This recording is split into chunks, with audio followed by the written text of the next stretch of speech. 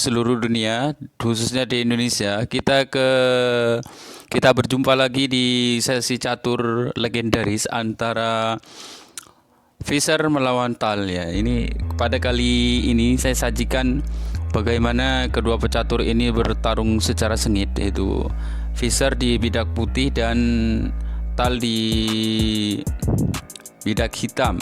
Langsung kita masuk ke pertandingan. Oke, baik. Dari formasi seperti ini, sepertinya Fischer dan Tal sangat sering sekali untuk memainkan sesi dengan permainan Sicilian ya. Baik Sicilian opening dan Sicilian defense. Ini sudah terlihat kerangkanya seperti ini. Coba kita lihat. Ini jelas sekali kedua pecatur legendaris ini menggunakan pembukaan Sicilian ya. Bagi mereka mungkin adalah sesuatu yang sangat bagus sekali ya, dan memang sangat bagus ya. Mungkin pada zamannya, pada saat itu Sicilian ini begitu populer ya, pada tahun 1962 ini. Coba kita cek selanjutnya. Nah ini selalu dalam Sicilian itu melakukan pertukaran itu.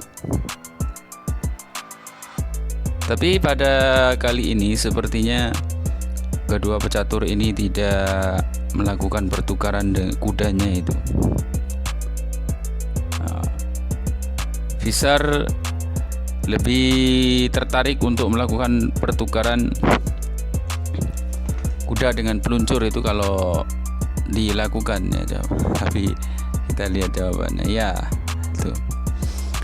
Ini bagi catur kampung amatir ini Sicilian dengan sedikit agak baru lah ya.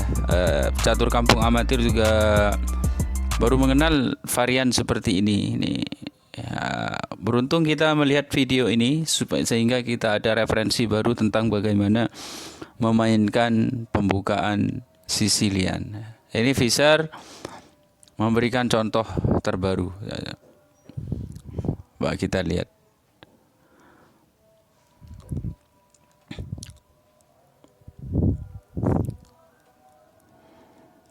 Oke, sejauh ini terlihat tidak ada kekacauan yang ditimbulkan selain selain sebuah pertukaran peluncur dengan kuda barusan.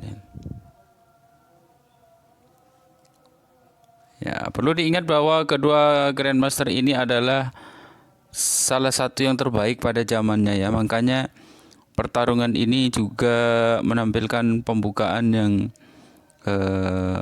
sangat bagus sekali ya.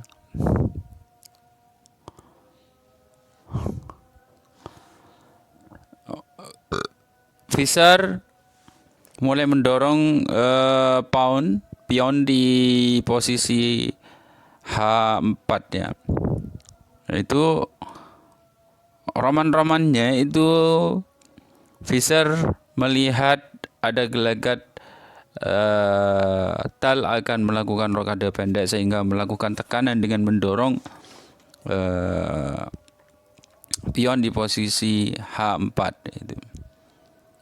Ini sedikit out of the box ya, karena biasanya pecatur pemula atau pecatur yang belum mencapai level Grandmaster biasanya mereka lebih suka melakukan rokade di posisi rokade pendek lah ya, dan tidak mau mendorong pion di posisi H2 misalnya, nggak mau. Biasanya pecatur pemula biasanya mereka tidak enggan lah ya, atau tidak terpikirkan atau bagaimana, terserah, tergantung alasan masing-masing.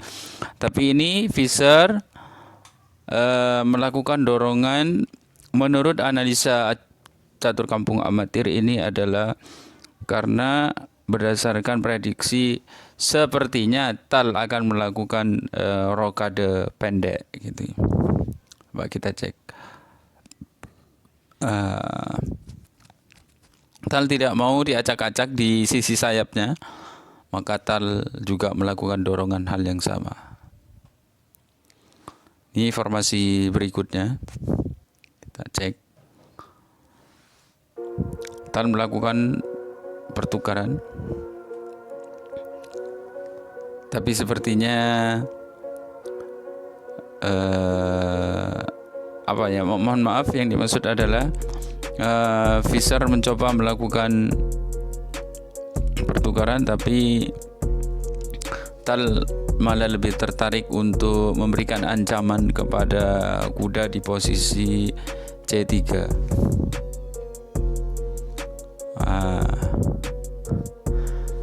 Ini TAL lebih memilih melakukan pertukaran dengan memakan kuda di posisi C3.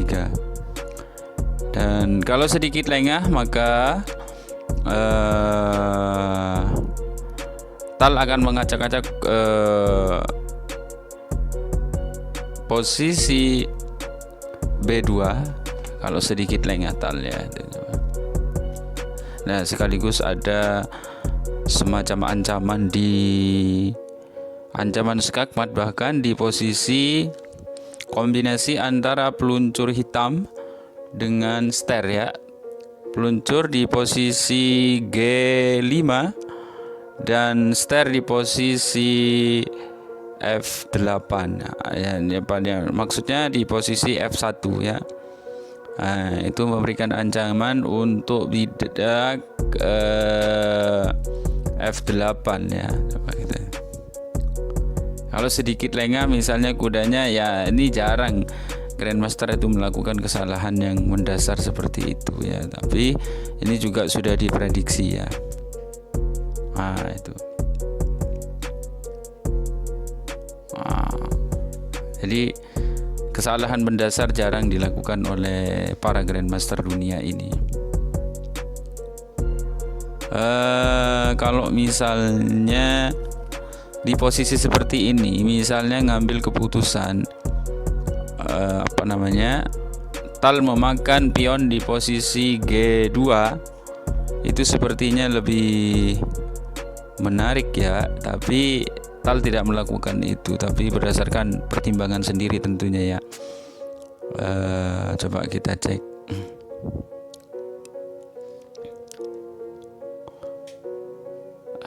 Langkah selanjutnya, TAL sepertinya akan memberikan tekanan sekaligus pertukaran nih. Ini sulit diprediksi sebenarnya ya. Misalnya TAL mengambil posisi itu, tetap mengambil, tidak melakukan pertukaran tapi mengambil benteng misalnya, itu sepertinya lebih oke gitu ya. Mengambil pion di posisi G2 itu sepertinya lebih oke gitu. Ini tapi TAL memilih untuk melakukan pertukaran. Entah pertimbangannya apa, tentunya sulit untuk mengharapkan Fisher melakukan kesalahan. Coba aja. Nah, ini posisi seperti ini sudah mendekati permainan akhir.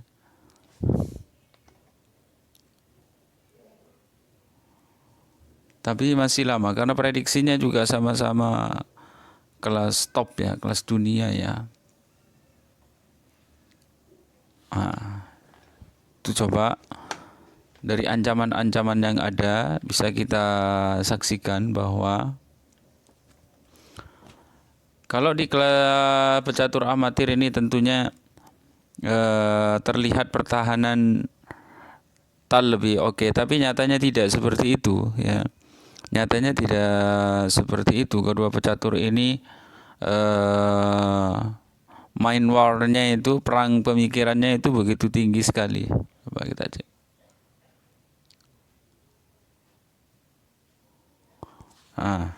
Itu coba. Ini sebenarnya secara perwira mereka berdua sama. Secara perwira ya, mereka berdua sama. Coba perhatikan ketika Fisher mendapat ancaman, tentu larinya juga nggak asal lari ya, semuanya terstruktur dan rapi ya, jarang melakukan kesalahan ya. Kedua pecatur ini. Coba respon baik Tal ataupun Fischer, semuanya responnya sangat hebat sekali.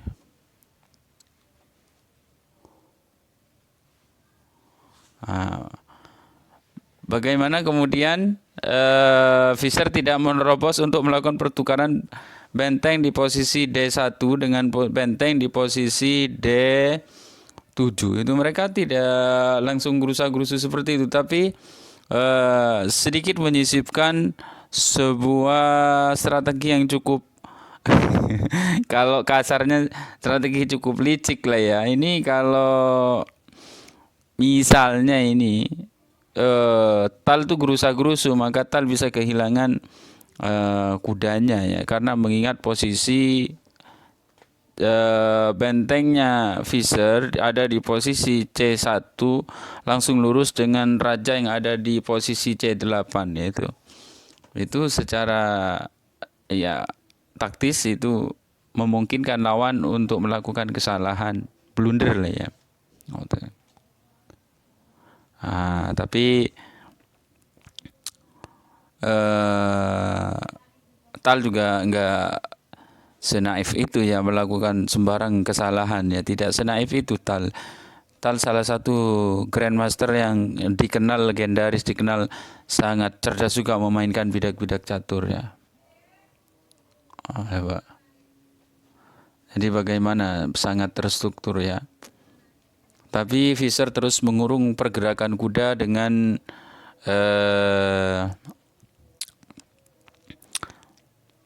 pergerakan-pergerakan bidak yang sangat bagus sekali ya. Coba kita lihat responnya. Nah, ini baik Tal maupun Fischer memainkan ini pertarungan kuda dengan peluncur ya, pertarungan para sniper dengan para kesatria ya. Ini luar biasa.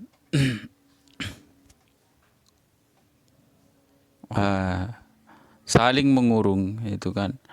Dan tidak boleh ada kesalahan sedikit pun. Satu kesalahan akan dibayar, akan merugikan permainannya. Paling tidak akan menghilangkan perwiranya. Makanya mereka hati-hati karena mereka sudah mendekati end game ya. Ini ternyata Fischer berminat untuk melakukan pertukaran karena mungkin terlalu rumit ya kan. Nah,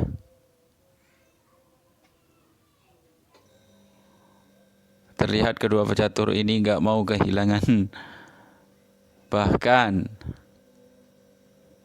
satu pion pun. Coba kita lihat. Sebenarnya ini kalau memang mau tuh Fischer, maka lakukan aja pertukaran antara peluncur dengan kuda itu dengan sedikit keuntungan, tentunya dengan sedikit keuntungan pion lah ya. Tapi ini berpengaruh besar karena Fischer juga punya anak buah banyak, pion yang banyak gitu ya. Maka Fischer akan diuntungkan dengan kelebihan pionnya. Coba kita lihat. Tapi Fischer tidak melakukan itu. Karena Fischer lebih suka bermain ya. Fischer lebih suka bermain ya ini dan mengambil keuntungan yang lain dengan cara yang lain. Ini hebatnya. Nah, coba kita cek.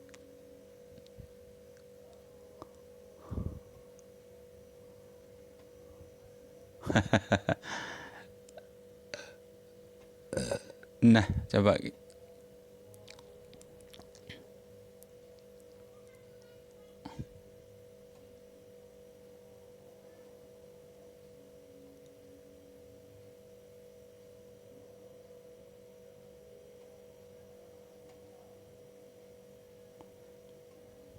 ini detik-detik kekalahan Tal ya. Ini detik-detik kekalahannya Tal di sini ya.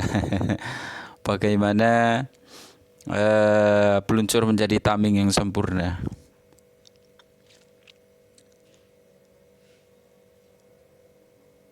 Nah, pilihannya ya langkah yang tepat, cuman ini hanya sebuah pertukaran ya. Sekarang akan terjadi pertarungan kuda dengan benteng. Kebanyakan pecatur lebih suka menggunakan benteng daripada kuda, tapi sebagian pecatur juga yang memang ada yang lebih lihai yang menggunakan kuda ketimbang benteng ya. Oke, coba kita lihat. Nah, di posisi seperti ini kuda terkurung dengan ini ya. Jika terus seperti ini maka Tal akan kalah dalam game sini ya, karena kuda terkurung dengan sempurna. Bagaimanapun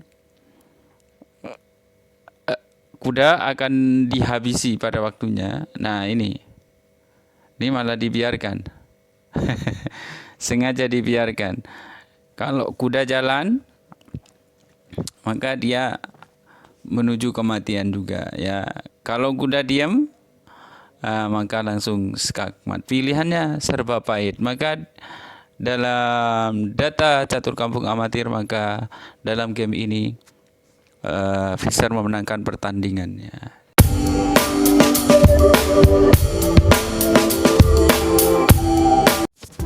Baik, pecinta catur di seluruh dunia, khususnya di Indonesia, ini kita memasuki game kedua, yaitu notifikasi game kedua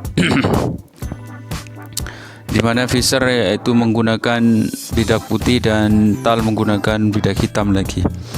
Coba kita lihat selanjutnya. Yang dari biasanya kita memperhatikan, kedua pecatur ini sering menggunakan Sicilian, dan pada kali ini kedua pecatur ini menggunakan sayap naga alias dragon ya, pembukaan dragon. Apa kita lihat?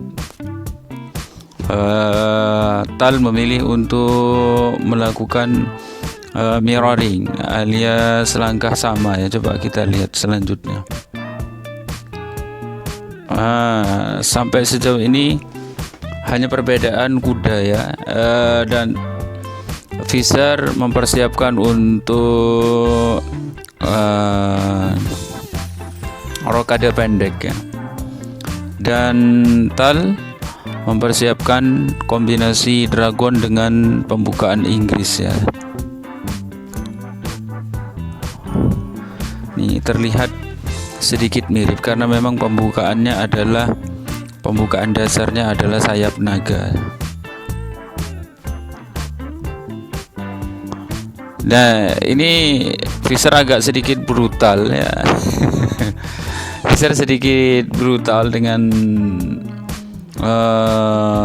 melakukan pertukarannya sejak dini ya, itu malah perwira diadu sekaligus ya. Ini terlihat Fischer terlihat brutal ya pada game kali ini ya. Coba kita lihat. Dan terlihat bukan sesuatu yang tabu ya memindahkan kuda ke areal samping ya, tergantung kebutuhan sebenarnya ya.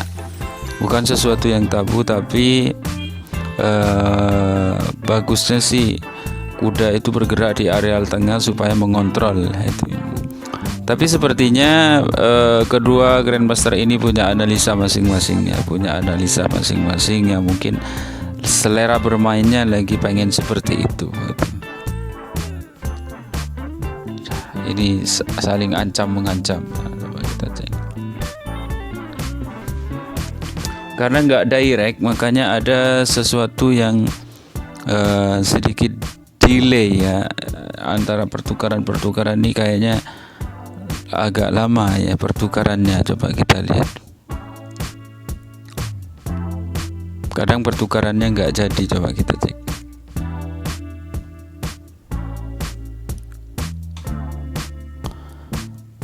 Coba terlihat seluruh bidak ini tersusun begitu rapi ya, tidak ada yang tidak terkoordinasi ya, semuanya tersusun rapi gitu ya. Tidak ada perwira yang bergerak sendirian, mereka itu bergerak serentak dan rapi.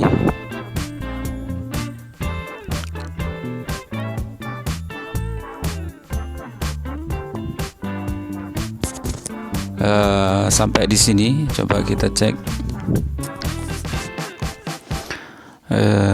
Ini keuntungan kecil yang didapat oleh kedua pecatur ini.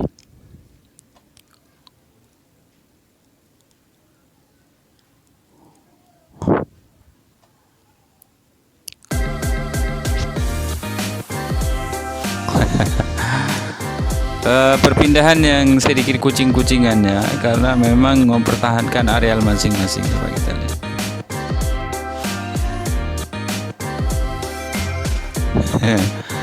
Tampak sampai di sini ini perwiranya masih sama ya, sedikit seimbang lah.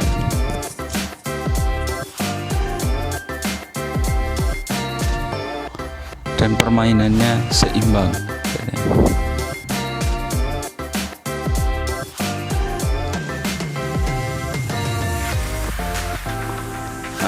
Ini dari cara melakukan pertukaran sepertinya Visser lebih unggul dalam game ini.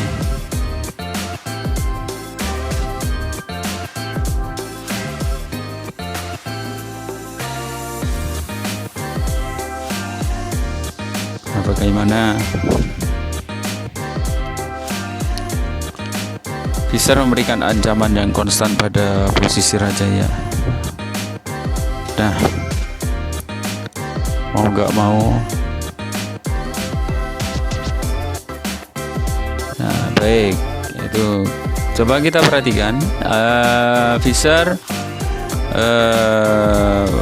unggul perwira ya, unggul bidak ya. Secara perwira sama, cuman Visser unggul bidak dan positioningnya sepertinya lebih mengarah kepada kemenangan ya. 2 lawan 4, 2 bidak, 2 pion melawan 4 pion. Ini tentunya Visser cukup melakukan pertukaran yang efektif saja. Tentunya secara kasat mata Visser akan memenangkan pertandingan ya.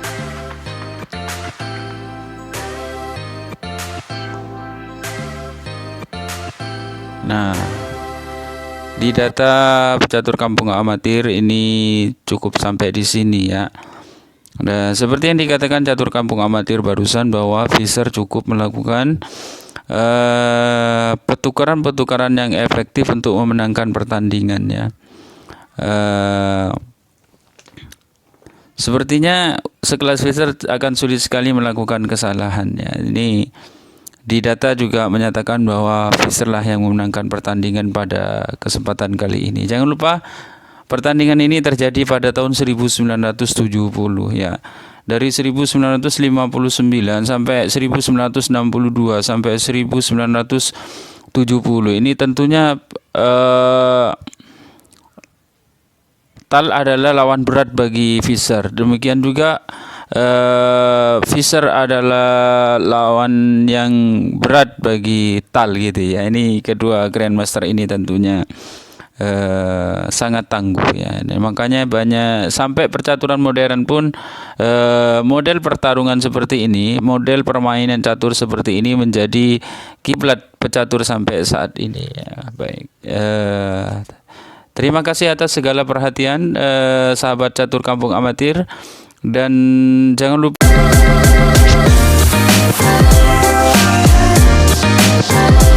di seluruh dunia dan khususnya di Indonesia ya.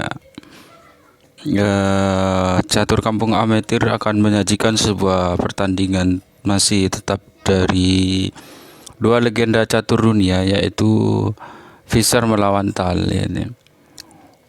Tal sekarang memegang bidak putih ya, sedangkan Visser memegang bidak hitam. Coba kita cek.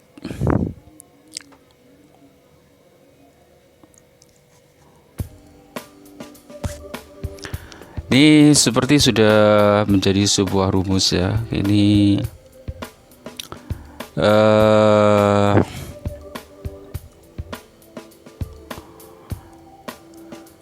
ini sedikit baru lah ya. Ini dalam permainan ini tidak terjadi pertukaran ya.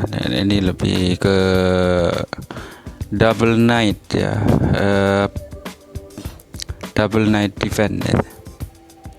Dan sekaligus kombinasi dengan Italian opening ya.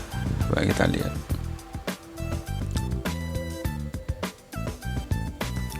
Nah, di situasi seperti ini tidak memberikan ancaman peluncur, tidak instan ya ini. Nah, sehingga Tal lebih memilih untuk menarik lagi kudanya ya. Tal mencoba membuka ruang di posisi F4 ya, posisi F4. Nah, dapat perhatikan.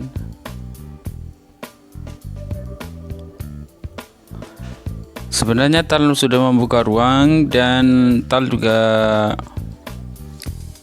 melakukan pertukaran seperti itu, juga memberikan ruang kepada Visar untuk memberikan kebebasan kepada benteng di posisi F1 itu. Nah, di posisi F8 ya.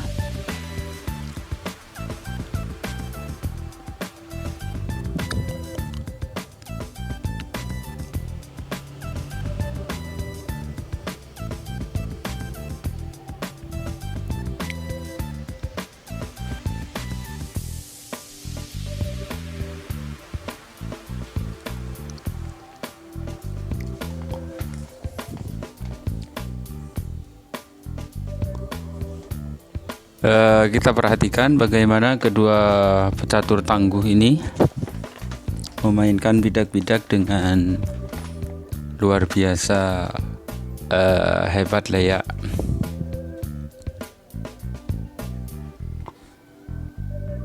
Mereka leluasa memainkan positioning dan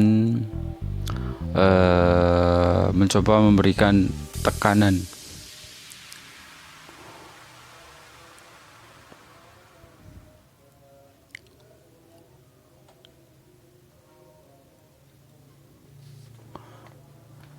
Mereka melakukan pertukaran sekaligus membuka ruang ya.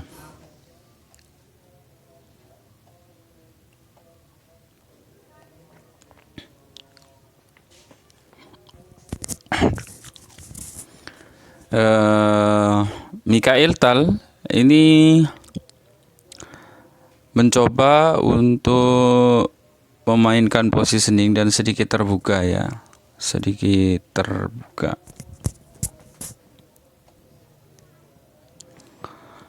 Doubling.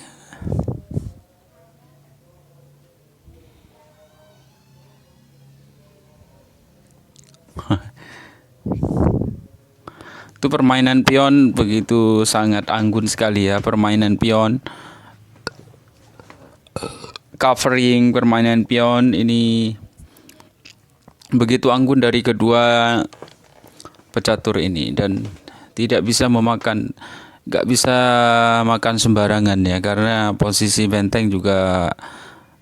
bentengnya Tal itu rentan juga di counter attack ya.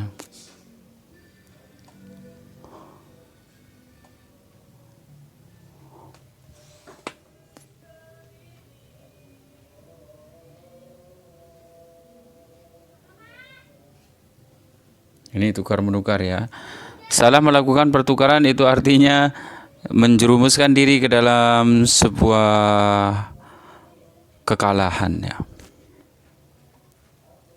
Ini pertukaran yang brutal.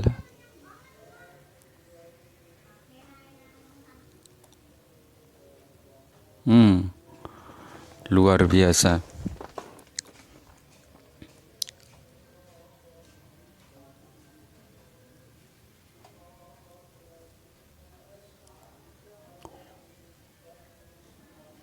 saling babat membabat ini ya.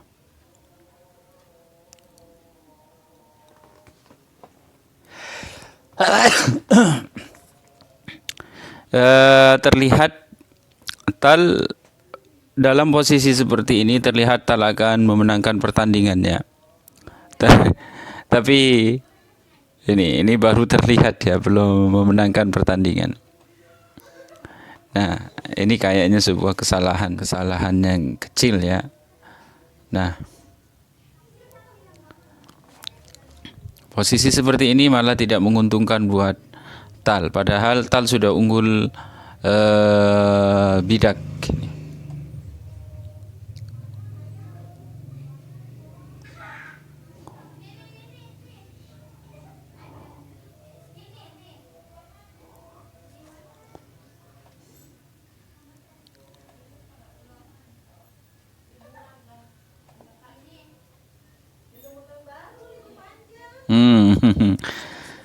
Posisi Fischer yang seperti ini dengan dua pion yang sudah tinggal satu langkah ini, maka Fischer hampir nyaris memenangkan pertandingannya Fischer ya.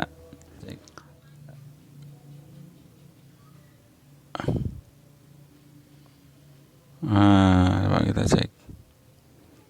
Nah, langkah ini sebenarnya kesalahan mendorong posisi seperti ini.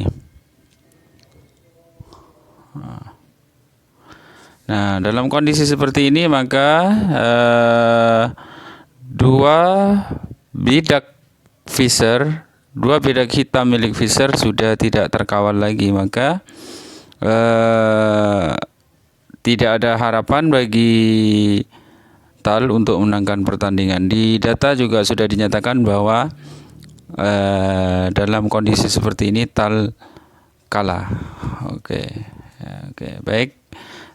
Terima kasih para pecinta catur di seluruh dunia, pecinta catur kampung amatir, atas segala atensi selama ini. Mohon maaf apabila ada kekurangan, dan terima kasih atas segala perhatian.